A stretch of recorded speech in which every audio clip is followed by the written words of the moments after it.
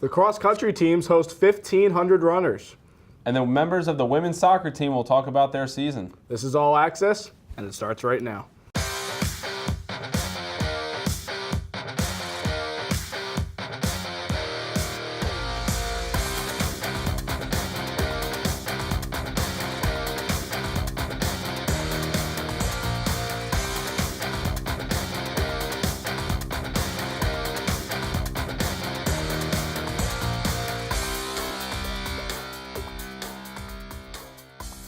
Welcome to All Access, the show that always wins. I'm Cody Decker. And I'm Chris Devine. Hopefully you enjoyed the entertainment trilogy that was the presidential debates. As those have gone on, the ice hockey team has had some tough matchups this past week, so let's get right to them. Cody? Thanks, Chris. With momentum, the Profs traveled to Reisterstown on Sunday for a matchup with UMBC in a league matchup. Let's get you the highlights. Rowan came into this game with a 2-game win streak, UMBC coming off a 7-2 loss against NYU. So here we go, first period. Aaron Signella works the puck up the far side, fires the initial shot, but Mike McGahee cleans up the rebound chance. It's 1-0, Rowan. Towards the end of the first quarter, Connor McEwen with nifty stick moves beats defenders, and the wrister beats Knox to double the Profs' lead to 2-0. No score in the second. We move to the third where the Retrievers would get on the board. Colin Edwards finds Twine on a rebound chance with the initial shot from Ryan Atkins. Rowan's on the prowl now as the answer for Alec Nikolai gets a shot past Knox, but apparently not over the goal line. The Profs do officially answer later on as Ryan Trudell cuts through the slot and scores a nice pass from Grayson Petty. With about 6 minutes to go, Atkinson is in on Riley again. Another rebound chance goes past the goal line to cut the Profs' lead in half. In crunch time, just over a minute to go. In regulation, John-Luc Durianti ties it up and we head to overtime. As you see, Yurkowski fires a wrister into the cage and the game ends. Profs win 4-3. Peter Kaz had 3 assists. Mike McGahee had a goal and an assist. And Atkinson had a goal and 2 assists for UMBC. Rowan improves to 5-1 on the season. Just the night before, the ice hockey team hosted their MAC North rival, the Wagner Seahawks. They will come out with the victory 5-1. Forward Sam Meyer had a hat trick and an assist, including 2 power play goals. And forward Alec Nikolai had a goal and an assist of his own. Goaltender Justin Nattiello earned MAC Goalie of the Week honors, making 24 of 25 saves. Next up, the Profs will travel to Army for their second meeting on Friday. The Rowan University men's cross-country team moved up to 5th in the Atlantic Region rankings on Tuesday. The Profs were 8th in last week's rankings. The Profs moved up due to the fact that on Saturday they took 8th place among nationally and regionally ranked teams at the Inter-Regional Border Battle. Zach Helm was Rowan's top runner in the 7-8K race. He came in 24th with a time of 24 minutes, 14.1 seconds. And Kevin Veltri finished in 26th place with a time of 24 minutes, 18.4 seconds. The next meet will be October 29th at Stockton University. The Rowan University women's cross-country team ran the Inter-Regional Border Battle on Saturday. The Profs finished 27th out of 45 schools, which included teams that were ranked nationally and in the region. In the championship, junior Emily Acton was the first Prof to cross the finish line. She came in 113th and ran 22 minutes and 50.3 seconds over the 6K course. Jesselyn Wright achieved a 162nd place finish in 23 minutes and 14.8 seconds. The next meet will be October 29th at Stockton University. The Profs field hockey team dropped their road contest against Montclair on Saturday afternoon. The Redhawks scored a goal in each half. Even though Profs goalie Carly DeMarco turned away 6 shots, the offense just couldn't solve Montclair goalie Caitlin McGuire, who recorded the shutout. The Profs fall to 10-5 on the season and 1-3 in the conference. The ladies will host William Patterson University on Saturday, October 22nd at 6 p.m. And with the World Series almost upon us, we send it over to Thomas DiNapoli for this week's Pro Talk. Thanks, Chris. Now to the wacky, crazy, and unbelievable world of professional sports. On Wednesday, the Cleveland Indians clinched the American League in a 3-0 victory over the Toronto Blue Jays. Carlos Santana and Coco Crisp hit solo home runs early, and the Indians never looked back. Relief pitcher Andrew Miller was named the ALCS MVP, pitching 7 2/3 innings, striking out 14 and giving up 0 earned runs. Cleveland has really embraced the Believe Lands gimmick and are seeing their Windians in the World Series for the first time since 1997. On Wednesday, October 13th, the NHL season opened up. While people may have been looking to see what Sidney Crosby or Jack Eichel would have done, it was Austin Matthews who really turned heads. Matthews was selected #1 overall in this year's draft by the Toronto Maple Leafs and became the first player to score 4 goals in an NHL debut, a feat accomplished by the end of the second period in a game at Ottawa against the Senators. It is a great start to what Leafs fans hope to be a great career. With the Cowboys dominating the Packers in Green Bay, the Cowboys head into their bye week. The big question is, if Tony Romo is ready, do the boys bench Dak Prescott? Dak is 5-1, with his only loss being in Week 1 against the Giants. Dak's completion percentage is near 70. He has thrown 7 touchdowns and 1 interception. He also broke the record for most passes thrown without an interception to start a career with 176 pass attempts. The Cowboys have the NFL's newest quarterback controversy on their hands. Goldberg is back. That's right, Bill Goldberg made his return to the wrestling ring. It was after Paul Heyman called out Goldberg last week. Goldberg answered the call by showing up on Raw on Monday. Goldberg answered the call while also saying he wants to be a superhero for all the kids around the world again. This was the first time his son saw him in the ring, as he has been out of action since 2004. Goldberg asked his signature question, "Who's next?" then answered it with saying it was Brock Lesnar. He went on to say Lesnar might be his last. That's all I have for you this week on Pro Talk. Later, Cody and Chris have more from the volleyball court. But after the break, Kevin will host this week's NFL Roundtable, so stay tuned for more All Access.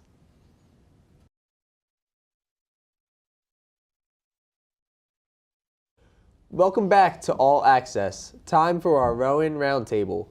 Joining me are Asan Drame and Chris Devine to discuss the hot topics in the NFL. You guys ready? Yep. Let's do it. All right, we'll start with you. First question I got for you. The Carolina Panthers, coming off their Super Bowl run last year, are 1-5 to start off the season. Do you think last year was a fluke and that this is the real team we're seeing out of them?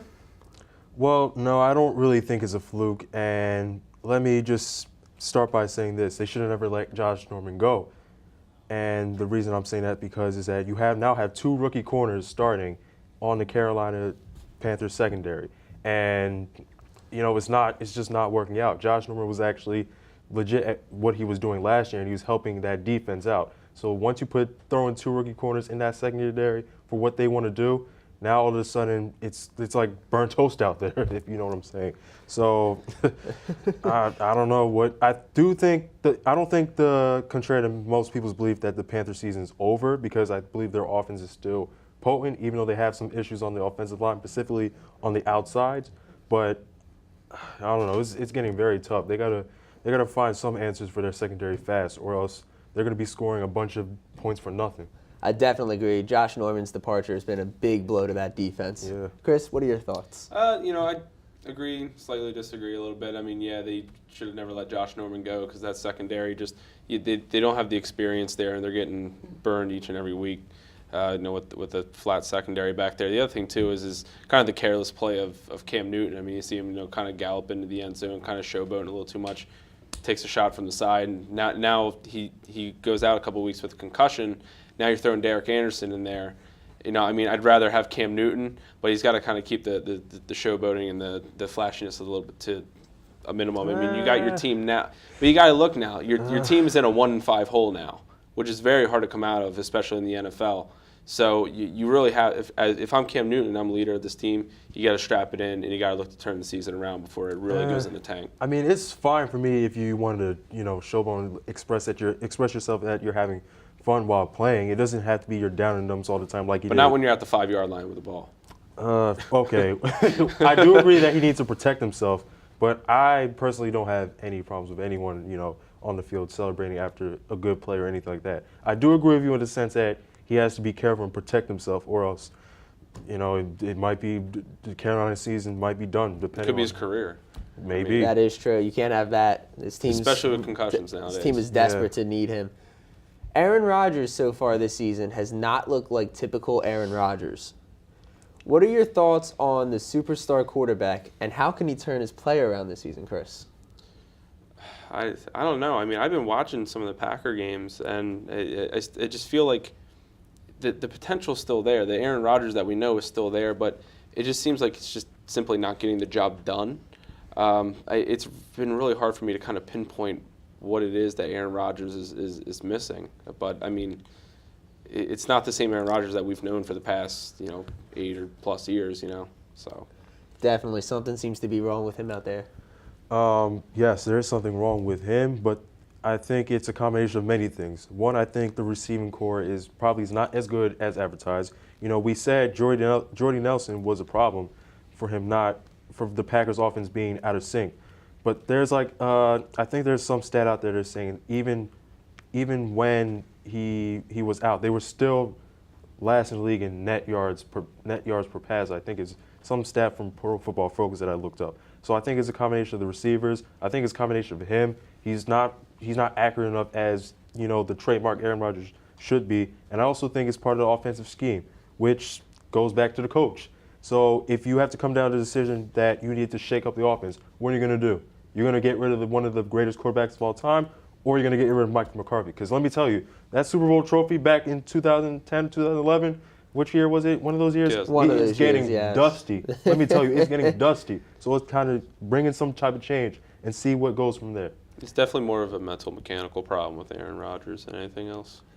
I mean, both points are very good. I like your point about Mike McCarthy. You do have a Hall of Fame quarterback there. That's not exactly easy to get away from. Dak Prescott and Carson Wentz are two rookie quarterbacks who are looking like veterans so far this season, and neither one of them was supposed to be the starter for their respective team. Which rookie do you think has had the better start to the season, Sam?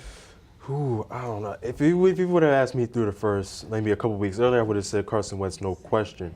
But I don't know, man. It's like I feel like I need more time to assess that. Dak Prescott, he's been really efficient, but he hasn't really been asked to do too much. They've been asking for the run game to Like step a game up. manager. He's been asked to be pretty much how do you call it? More of a glorified game manager, if you know what I'm saying. Okay. Don't I understand. get me wrong. I He's get pretty you. good, but they're depending on the run game to get things done and open up the pass game. Carson Wentz has been asked to do more with an offensive line that's not too good and a running back core and a receiving core that isn't. They're okay at best. So I'd say, I don't know. Give me a bit more time on that one. Fair What about point, you? fair point, Chris. I mean, the talent's there with Dak Prescott, but I think, like you said, he really has been mixing it in with passing, and also you have Ezekiel Elliott with a running back who has been a lot better than Ryan Matthews has been for the Eagles. I think Carson Wentz's situation, if I had to assess through the first 5 games, even though maybe the statistics might be there for Dak Prescott, now he has the record for most completions to start your career, without throwing an interception or most passing attempts. Really, if you give Carson Wentz a good offensive line, I'll take him any day of the week. And the thing is he has a football IQ, a very high football IQ. Definitely shown that. You see in the game against Pittsburgh when the pocket collapses on the Darren Sproles play. Right. The pocket collapses, he doesn't panic. He gets out of the pocket, still looks for an open receiver. He doesn't panic. He's accurate. He can make his throws. All he needs is an O-line in front of him. And right now, with the suspension of Lane Johnson, and now they got Big V over there at right tackle, who got eaten alive by Ryan Kerrigan last Sunday. But I think if you give a solid offensive line for Carson Wentz, I'll take him over Dak Prescott any day of the week. Fair point. All right, guys, we got time for one last question here. The Minnesota Vikings have lost Teddy Bridgewater and Adrian Peterson and are yet to be defeated. They're the only undefeated left in the league. Who should get the most credit for their undefeated start? Head coach Zimmer, Sam Bradford, the defense? Chris? Gotta go Mike Zimmer. They bring in, they make a desperation trade with the Eagles. They bring in Sam Bradford. Adrian Peterson goes down. You have the situation where your starting quarterback and your starting running back, who are the 2 stars on this team, are out with injury. You have to work up a game plan with what you got to continue to win football games. And the defense has been great, but really you have to give Mike Zimmer all the credit in the world that he's been able to kind of do a fantastic damage control and work up a game plan with Sam Bradford and leading that offense and the defense as well. I mean, just overall great coaching job by Mike Zimmer. I would have to agree. I think it's a combination of all three. The defense, they have playmakers on each level of their defense, whether it's the defensive line, Without a doubt, yes. the linebacking corps, and then the secondary. They got playmakers there, but they got Mike Zimmer there also to direct them what exactly they're supposed to do. And then you have Sam Bradford, he's been obviously above expectations. Let me put it this way. This is the most talented team Sam Bradford has ever played on. True. That's based on it. Because if you look at now, the personal opinion of Sam Bradford to the grand scope of everybody is that he's just not that good, or he's like slightly above average at best. Injury prone He's as very, well. he's yeah, injury very prone as injury well. prone. But if you look at the teams that he's been on for the past few years, they haven't really been that good and they haven't really been that talented. So I guess when you give Sam Bradford, a Stephon Diggs or a Kevin Rudolph or a Jerick McKinnon or I don't know, if AP comes back, if you give someone like him, you're going to put him in a good position to succeed. So I think you could have a combination of all three of them in there. Just I don't remember, think it's just he's injury prone, and also there's still 11 games left in the season. The Vikings got to make sure they don't fall into the dreaded trap games, because that happens a lot now in the NFL. And Oh, it could trap. start Fair this point, Sunday with fair the point, Eagles. guys. But Let that me- is let all me- the time we have for today. No. Sorry to cut you off there. That is all the time we have for the Rowan Roundtable. Up next, Cody and Chris will recap the latest from the women's volleyball team. We'll be right back. Welcome back. Time to serve, dig, and spike with the latest on the women's volleyball team. Chris. Thanks, Cody. On Thursday, October 16th, the volleyball team took on Stockton in an NJAC matchup, and unfortunately for Rowan, Stockton overmatched them. The set scores were 25-19, 25-16, and 25-9, all in favor of Stockton. For Rowan, outside hitter Kaylee Gallagher contributed with 7 kills. Setter Kat Wolf had 10 assists of her own. Caitlin Paxson, another setter, had 9 assists and 7 digs. The Profs volleyball team dropped a 3-0 contest to Bethany College on Saturday. Set scores were 25-11, 25-19, and 25-18. Outside hitters Megan Jacoby and Kaylee Gallagher recorded 6 and 5 kills respectively for Rowan. Kat Wolf had 8 assists and setter Caitlin Paxson had 7. Both also had 4 digs. Amy Staber also produced 5 digs for the Profs. Rowan took to the road to face off with the Mustangs on Saturday, and things didn't go as planned for the Profs, who lost the contest 3-0. Stevenson was led by outside hitter Annika Schwartz with 10 kills and 7 digs. Putting up a valiant effort for the Profs was outside hitter Erica O'Hagan, who registered 8 kills and 5 digs. Rowan will look to bounce back on Tuesday, visiting Ramapo College at 7 p.m. And on Tuesday, October 18th, the Rowan volleyball team had an NJAC matchup against Ramapo College. The Roadrunners improved to stay undefeated in the conference with a 7-0 record in the NJAC. The Profs are 7-18 with a 3-4 NJAC mark. The set scores were 26-24, 25-17, 25-15, all in favor of Ramapo. Outside hitter Erica O'Hagan led the team with 10 kills. She also had 5 digs. Outside hitter Megan Jacoby totaled 6 kills and 6 digs. Rowan heads to Susquehanna University for 2 matches on Saturday, October 22nd. The Profs face the U.S. Coast Guard Academy at noon, followed by the host Riverhawks at 4 p.m. And coming up next, we have a couple ladies from the women's soccer team. So for this week's Prof Spotlight, stay tuned.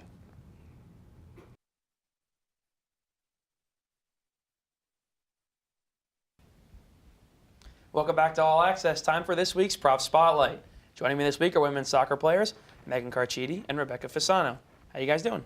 Good. How are you? I'm as good as I can be. So I want to start out simple kind of question for both of you guys. You guys have both started nearly every game. Megan, you started 13 games. Rebecca, you've started 14 games. Has that workload had a big impact on you guys? Because I know we spoke before the interview and you said you play most of the game when you're out there.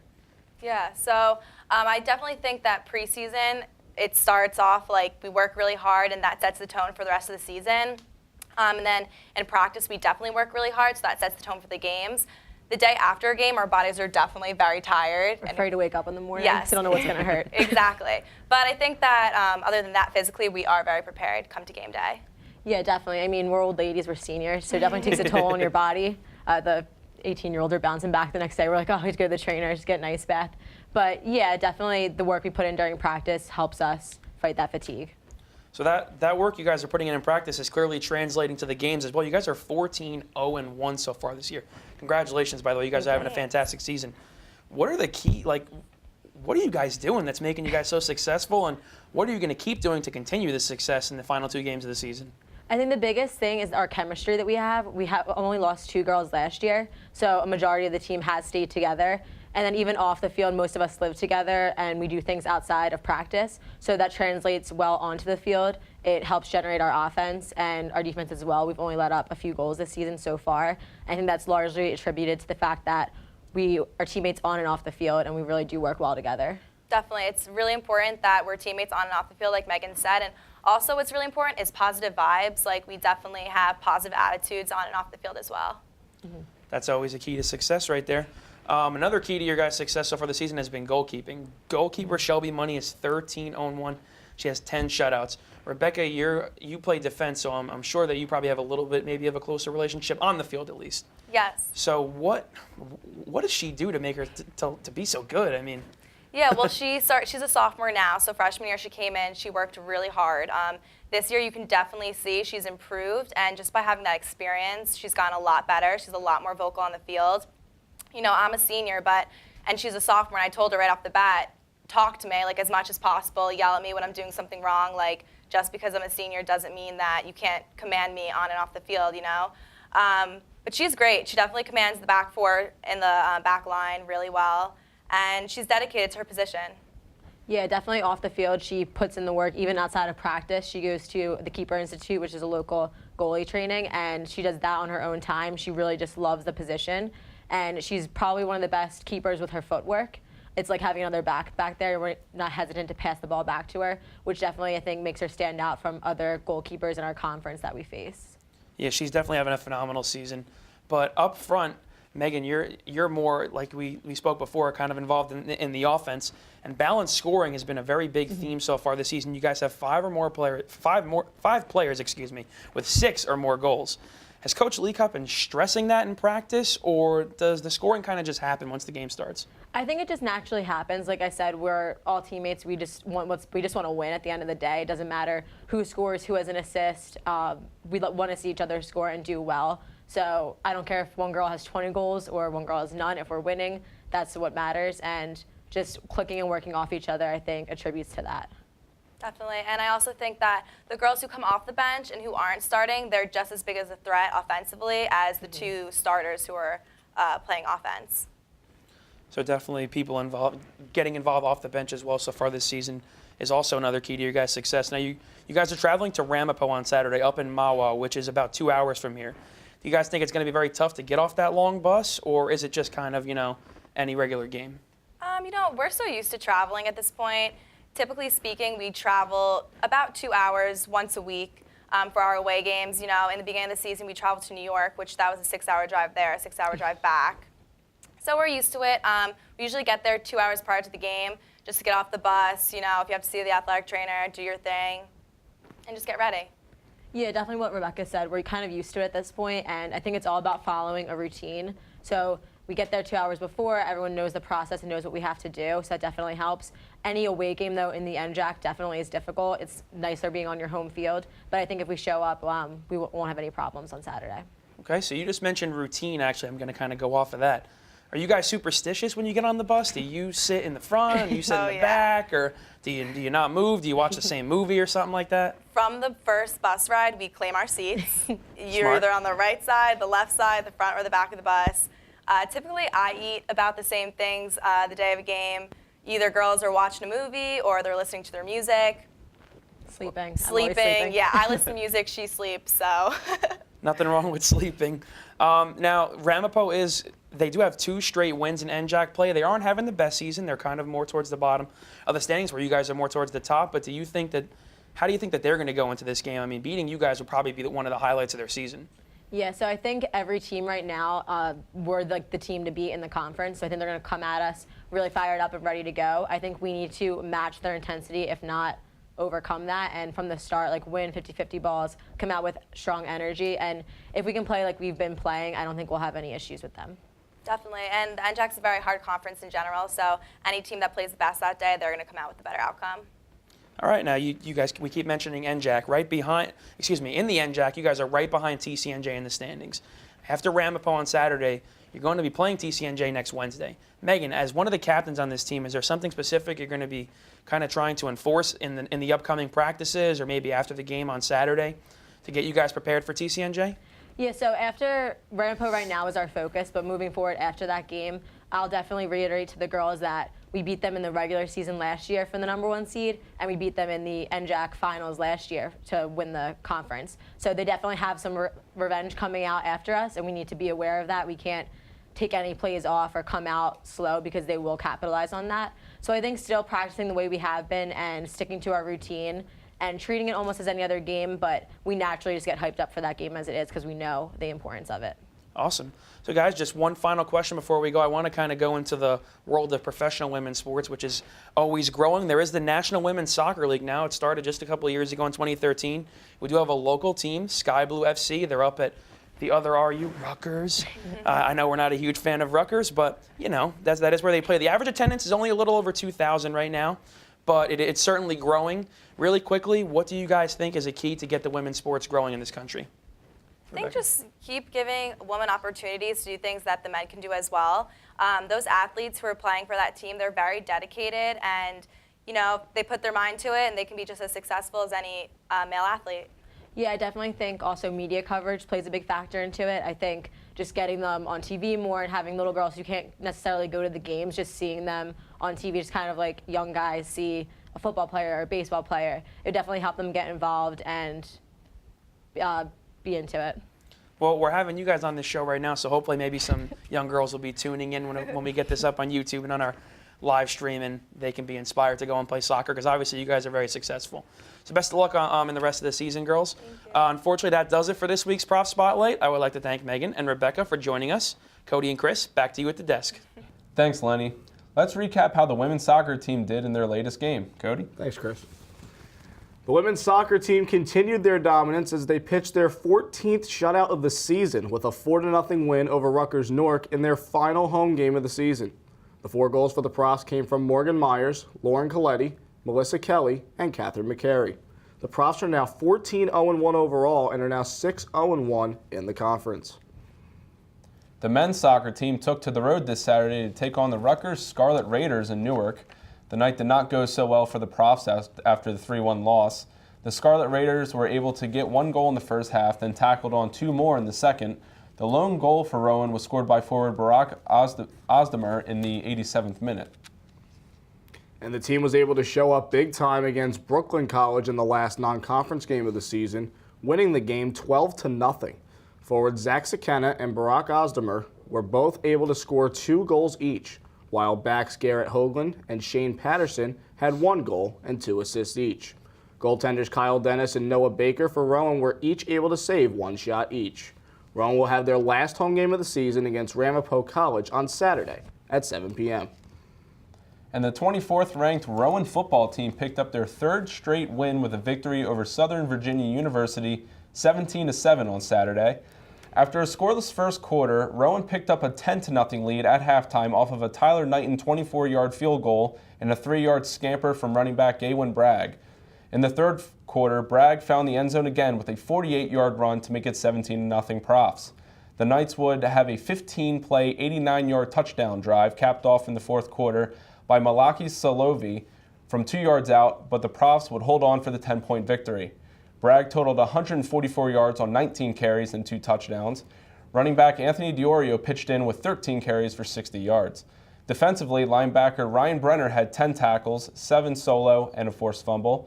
And defensive back Kevin Stokes had 9 tackles, 6 solo, a forced fumble, and a fumble recovery. The Profs improved to a 5-1 record overall and a 4-1 conference record tied with 4 other teams at the top of the NJAC. They have also moved up to number 21 in this week's D3Football.com Top 25 poll. Next up, the Profs host Wesley College on Saturday at 1 p.m. So as the clock hits 0, that does it for this episode of All Access. For Lenny Schnee, Kevin Cornell, Thomas DiNapoli, Chris Devine, and the entire All Access team, I'm Cody Decker. Make sure you check us out on the Rowan Television Network YouTube page under All Access with the Profs. And we will see you next time on All Access. Welcome to All Access, the show that always wins. Team has had some tough matches. Go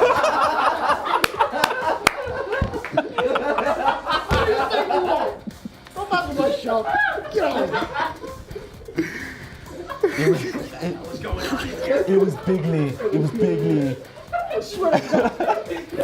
That came flying out of nowhere. I'm Cody Decker. And I'm Chris Devine. Ladies and